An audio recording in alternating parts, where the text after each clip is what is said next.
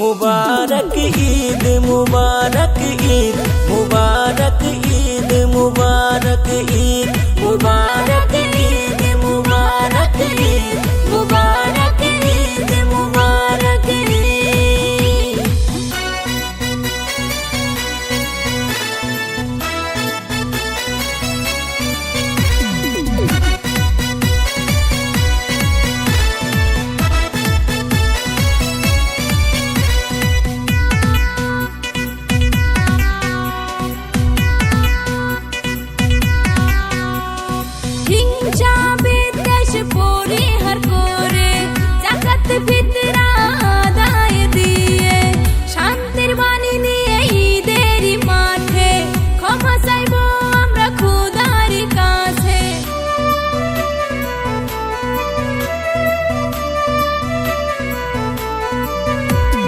হিংসা বিদ্বেষ পরিহার করে যাকাত ফিতরা আদায় দিয়ে শান্তির বাণী নিয়ে ঈদের মাঠে ক্ষমা চাইবো আমরা খোদার কাছে।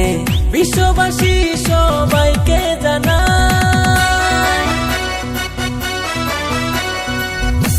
মুবারক ঈদ মুবারক ঈদ মুবারক ঈদ মুবারক ঈদ मुबारक ईद मुबारक ईद मुबारक ईद मुबारक ईद।